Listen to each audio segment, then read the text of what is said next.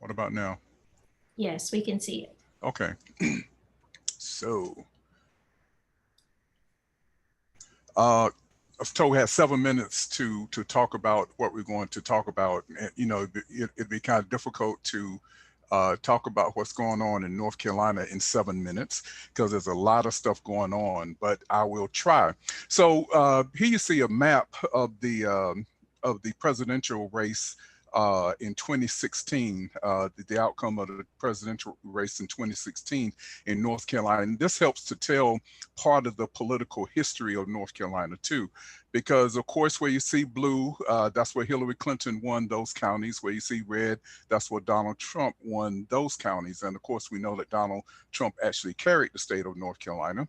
So what's interesting about North Carolina, of course, is this diversity, the fact that it has a so-called black belt, rural, poor, if you will, the majority African American counties that you find here in the northeastern part of the state, and to some extent along the southern tier of the state, down here with Cumberland County and Anson County and Scotland County. And then you have the urban areas in the middle. We have Raleigh, Durham, Chapel Hill, the so-called triangle, the triad with Greensboro, Winston-Salem, and High Point, and then of course Charlotte. And not surprising, Hillary Clinton did well in the urban areas as opposed to in the rural areas where Donald Trump was able to win. And then over in the Red Sea of the western part of the state, we see Buncombe County, which is where Asheville is, and Watauga County, which is where Appalachian State is. So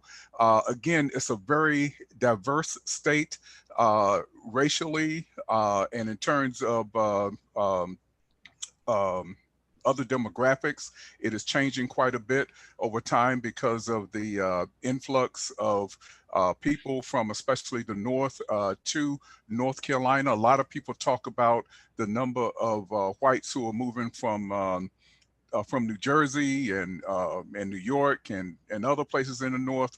But what does not get a lot of attention also is the in-migration of a lot of African Americans whose families were a part of the out-migration during the so-called Great Migration, and they are coming home.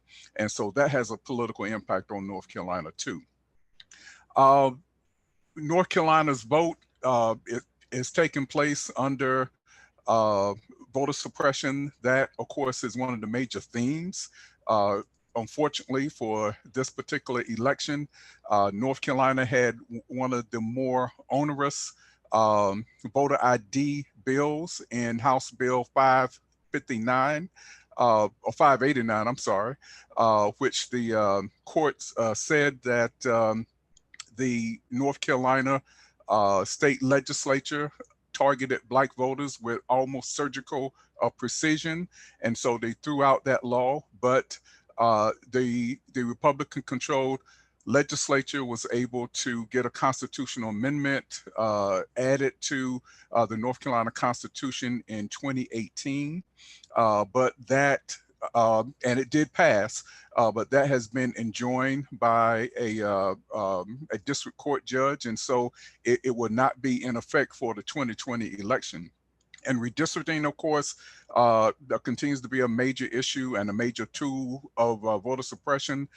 We only have to point to what happened at North Carolina A&T in Greensboro, North Carolina, where literally they split the campus into two congressional districts, and that has been corrected because of redistricting. But those are the kinds of things that were going on to suppress the youth and the African American vote. Counting mail-in ballots, just as we have seen around the country, there has been challenges by the Republican Party about when the ballots could be counted after the election. And so the courts have ruled, the Supreme Court will allow for the counting of mail-in ballots to take place up to 9 days after election day, as long as it is postmarked by election day. And of course, the misinformation that we have seen, and of course, the voter intimidation that we have seen throughout the country during this election cycle. And many of you have probably heard what happened in Graham, North Carolina, which is right down the road from here, in terms of people who were participating in a march to the polls were actually sprayed by police. And of course, that has received a lot of attention, as well it should be. I have to mention that one of the important things that we need to point out for the election in North Carolina is the fact that in terms of statewide races, it's a historic vote in the sense that 3 African American women have an opportunity to win in statewide elections. Yvonne Lewis Holly, who is right here. If you can see my cursor, she is running for lieutenant governor on the Democratic ticket, and her opponent on the Democratic side is actually African American also. So in other words, North Carolina is guaranteed to have an African American lieutenant governor after this election. Cherie Beasley, who is right here, she is the incumbent Chief Justice of the North Carolina Supreme Court. She was appointed to that position by Governor Roy Cooper, and she is running for that seat to return to that seat. And Jessica Holmes, who is here, is running for Commissioner of Labor. She is most recently on the Wake County Board of Commissioners. So in terms of African American turnout, these are some of the things that are helping to mobilize African Americans, especially with the opportunity to elect 3 African American women to statewide offices. That's the first time that's ever been done. Of course, the Senate race, you probably heard about the Senate race. And this is important, of course, because it could determine who has control over the Senate after the next election. And Carol Cunningham, who is right here, is running against the incumbent Tom Tillis. And of course, Carol Cunningham has had some issues with texting or sexting or whatever it's called with a woman that is not his wife, and but he is still leading. Now, I don't know what that is saying about the voters in the state of North Carolina, but that is the case right now, that he still has a slim lead. It has tightened over the last few days or so, but he has about a 3 to 3.5 point lead in terms of the latest poll. So again, this is an important race for the state of North Carolina, as well as for what happens with the North Carolina Senate.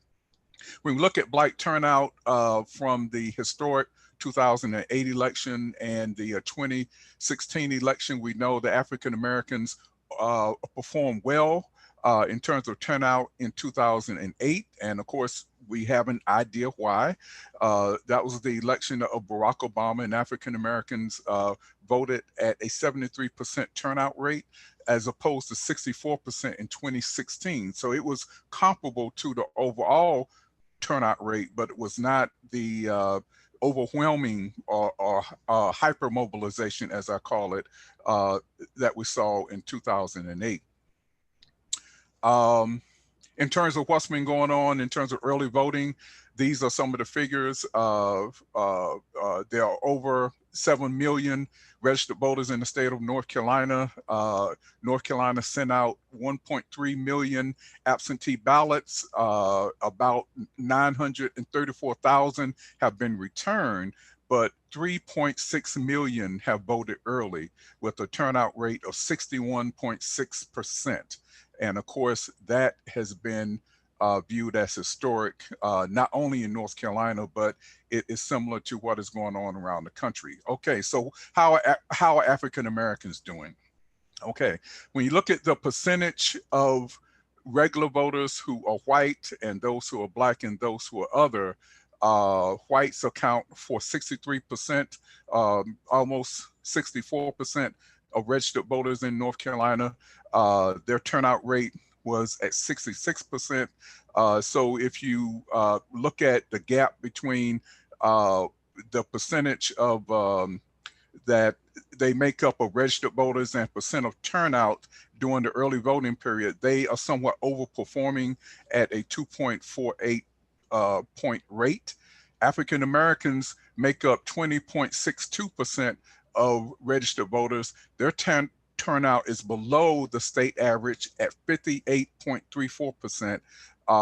The proportion of the turnout so far that are African Americans is just below 20%. So they're are below where they quote unquote should be, which would be 20.62%. And so their performance is a negative 2.04%. What does that mean? It means the African Americans are performing in terms of turnout at this moment below white voters as a result of the early voting period.